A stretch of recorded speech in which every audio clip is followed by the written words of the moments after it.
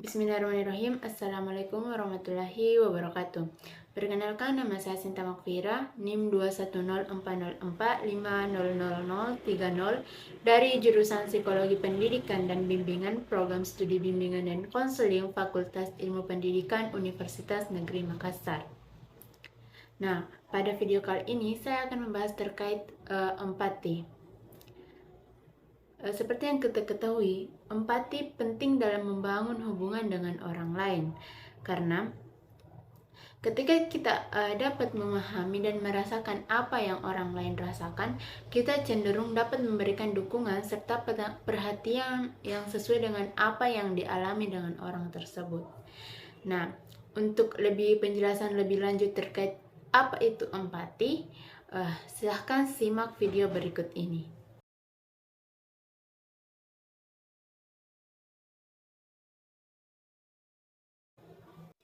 Empati berasal dari kata Yunani yaitu empatia dan pathos. Empatia artinya kasih sayang atau perasaan yang mendalam. Nah, sedangkan pathos berarti perasaan yang mendalam dan kuat yang mendekati penderitaan.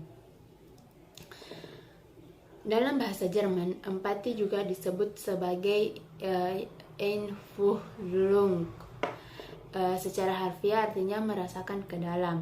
Nah, dalam konteks psikologi dan hubungan antar pribadi, empati merujuk pada kemampuan seseorang untuk memasuki perspektif orang lain, merasakan apa yang mereka rasakan, dan memahami situasi dari sudut pandang mereka.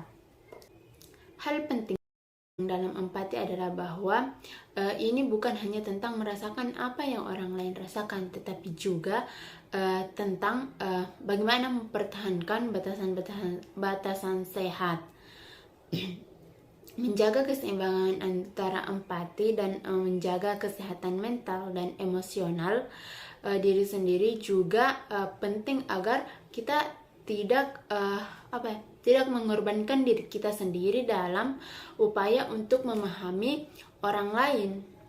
Empati secara ringkas dapat saya sampaikan bahwa empati adalah kemampuan untuk memahami dan merasakan perasaan, pikiran, serta pengalaman orang lain dengan cara yang mendalam.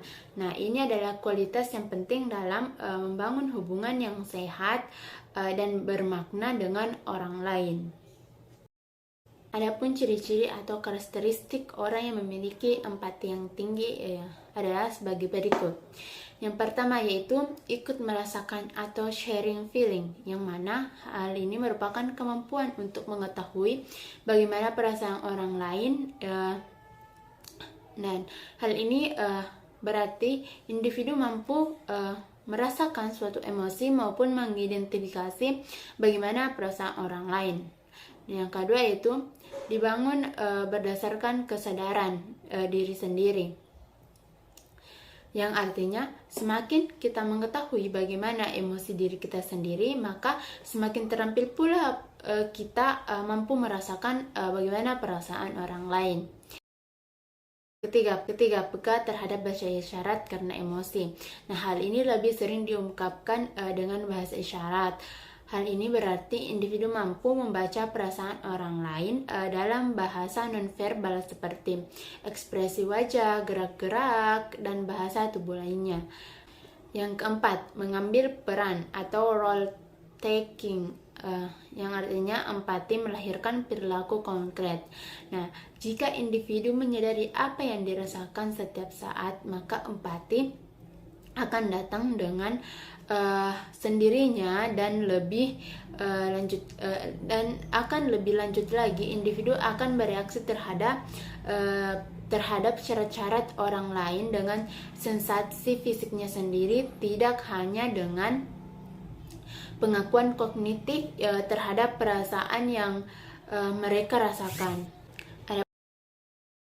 Adapun aspek empati yaitu sebagai berikut. Yang pertama, kemampuan untuk menyesuaikan atau menempatkan diri. Ketika kita memiliki kemampuan untuk menyelesaikan atau menempatkan diri dengan keadaan diri sendiri ataupun dengan orang lain, hal tersebut dapat mencerminkan kepribadian individu yang pandai untuk melakukan empati. Yang kedua, kemampuan menerima keadaan atau posisi ataupun keputusan orang lain. Hasil apa dan apa yang dilihat, diperhatikan, dirasakan, ataupun mempengaruhi keputusan diri sendiri untuk bisa menerima atau menolak. Yang ketiga, kepercayaan. Empati lahir karena adanya rasa percaya. Kecenderungannya adalah bahwa seseorang dapat dipengaruhi dan kemudian dapat melakukan berempati setelah mereka mempercayai apa yang mereka lihat dan yang mereka dengar. Nah, selanjutnya yaitu ada komunikasi. Komunikasi tercermin dengan bagaimana seseorang menyampaikan informasi yang mereka miliki. Nah, kejelasan informasi dan ketepatan cara berkomunikasi yang baik dapat mempengaruhi diri untuk berempati. Yang kelima, perhatian. Orang-orang yang berempati biasanya adalah orang-orang yang memiliki kepedulian tinggi dan perhatian terhadap banyak hal yang terjadi di sekitarnya. Kemudian ia merasakan hal itu dan dia dapat melakukan empati. Dan yang keenam yaitu kemampuan memahami posisi serta keadaan.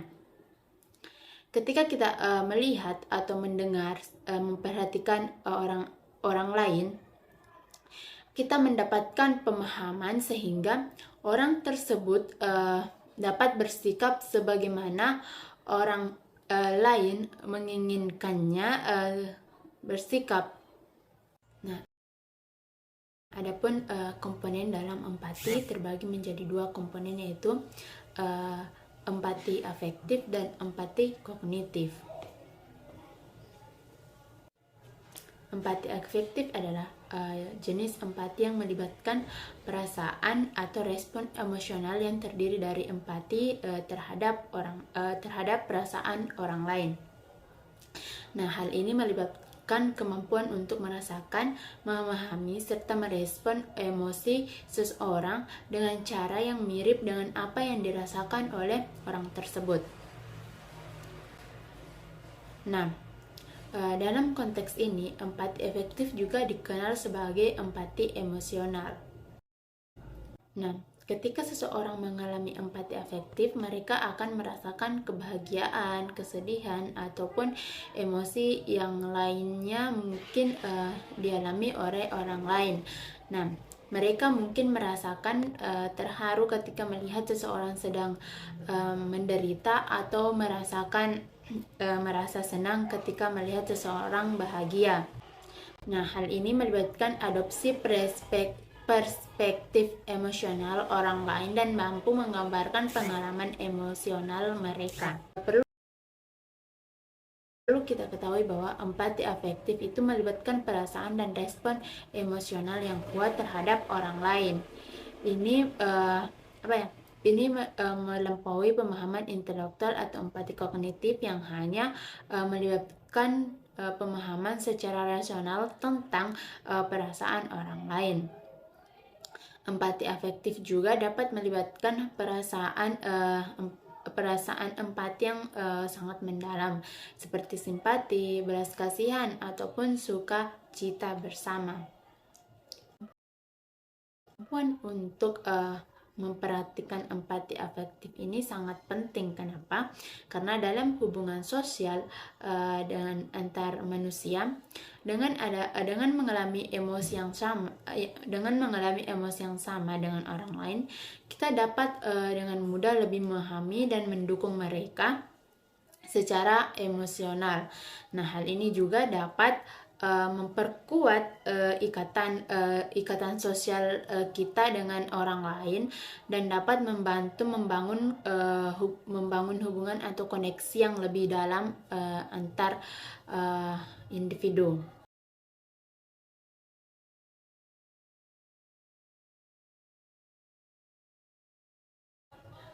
Nah, komponen yang kedua itu ada empati kognitif. Nah, adalah kemampuan untuk memahami dan merasakan secara rasional bagaimana perasaan, pikiran, serta perspektif orang lain. Nah, hal ini melibatkan kemampuan untuk melihat dunia dari sudut pandang orang lain, mengerti apa yang mereka pikirkan atau apa yang mereka rasakan, dan memahami apa alasan dibalik tindakan atau perilaku mereka yang mereka tunjukkan. Nah, dalam empati kognitif, hal ini fokus utamanya adalah pada pemahaman intelektual dan perspektif orang lain daripada pengalaman emosional langsung. Nah, hal ini melibatkan kemampuan untuk mengidentifikasi dan menafsirkan sinyal verbal maupun non-verbal yang diberikan oleh orang lain, serta bagaimana kemampuan untuk menghubungkan pengalaman sendiri dengan pengalaman orang lain. Dalam konteks empati kognitif, seseorang dapat menggunakan empati untuk mengerti mengapa seseorang merasa atau berperilaku seperti itu, tetapi mereka mungkin tidak secara emosional merasakan apa yang dirasakan oleh orang tersebut. Misalnya, seseorang dapat memahami bahwa individu itu merasa sedih karena kehilangan seseorang anggota keluarganya, tetapi mereka mungkin tidak mampu merasakan bagaimana kesedihan yang sama secara langsung. Dan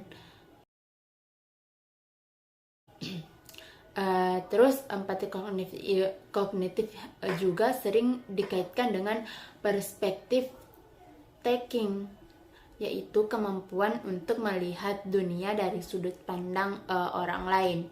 Nah, ini itu melibatkan bagaimana kemampuan untuk mengabaikan pandangan dan keyakinan sendiri, sementara bagaimana memperoleh pemahaman tentang pandangan dan keyakinan orang lain. Empati kognitif dapat menjadi alat yang berguna dalam komunikasi ataupun menyelesaikan konflik dan membangun hubungan yang lebih baik dengan orang lain. Menumbuhkan empati adalah suatu proses yang mana melibatkan kesadaran serta pengembangan keterampilan dan latihan. Nah, berikut ini adalah beberapa cara yang dapat dilakukan untuk menumbuhkan empati. Yang pertama yaitu ada kesadaran diri. Yang kedua, dengarkan sepenuh hati. Yang ketiga, latihan perspektif taking. Yang keempat, berempati dalam tindakan. Yang kelima, perhatikan toleransi. Yang keenam, ajukan pertanyaan. Dan ketujuh, membaca dan belajar. Kedelapan, latihan meditasi dan refleksi. Dan yang kesembilan itu perhatikan empati diri. Perlu teman-teman sekalian ingat bahwa menumbuhkan empati adalah proses yang berkelanjutan dan membutuhkan latihan. Jadi latihan terus-menerus. Jadi dengan adanya kesadaran dan komitmen untuk meningkatkan empati, teman-teman sekalian dapat memperkuat hubungan sosial, mengurangi konflik, dan menjadi lebih sensitif terhadap bagaimana perasaan orang lain dan bagaimana kebutuhan orang lain.